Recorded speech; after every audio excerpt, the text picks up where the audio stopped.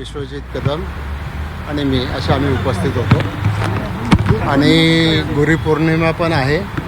आदरणीय पवारसाहेबांना फुलं देऊन त्यांचं दर्शन घेऊन आशीर्वादसुद्धा घेतले आणि विशेषतः रयत शिक्षण संस्थेच्या प्रश्नाच्या संदर्भात चर्चा झाली. कुठलीही राजकीय चर्चा झाली नाही आणि होण्याचा काही प्रश्न माध्यमांमध्ये शरद पवार एनडीए जातील अशा बातम्या येत आहेत, त्या नेमक्या किती आधार आहे त्या बातम्यांना? असं आहे की राजकीय चर्चा कुठल्याही प्रकारे झालेली नाही. त्यामुळं कुठल्याही राजकीय प्रश्नांना उत्तर देण्याचा मला कुठलाही अधिकार नाही. गुरुमंत्र काही नसतो. काम करत राहा, लोकांसाठी काम करा, चांगलं काम करा, हाच त्यांचा नेहमीचा मंत्र आहे. गुरुपौर्णिमा, गुरूंनी पुन्हा एकदा एकत्र यावं, शिष्यांना सामावून घ्यावं असं वाटतंय का गुरुपौर्णिमेच्या निमित्ताने? असं आहे की उगाच एखाद्या विषयाला फाटे फोडायचं कारण काही नाही आहे.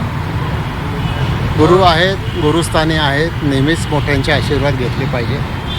ते आजपर्यंत आम्ही सगळ्यांचे घेत आलो. आता जसे मी पवारसाहेबांचे आत्ता आशीर्वाद घेतले तसं आता इथून भारताच्या माजी राष्ट्रपती प्रतिभाताई पाटील यांचे आशीर्वाद घ्यायला मी चाललेलो.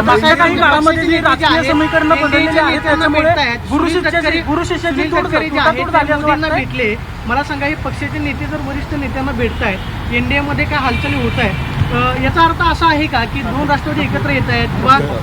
त्याच्याबद्दल मला काही माहिती नाही. आमच्या पक्षाचे जे प्रमुख नेते आहेत ते याच्या बाबतीत आपल्याशी काय पाहायला भेटेल का? असं आहे की कोणी कुठेही जरी राजकीयदृष्ट्या असलं तरी शेवटी राजकीय कार्यक्रम हा वेगळा असतो आणि वैयक्तिक संबंध हे वेगळे असतात. त्यामुळं तुमच्या सगळ्या प्रश्नांची मी उत्तरं दिली. बैठका पाहिल्या तर जवळपास 8 बैठका झाल्या.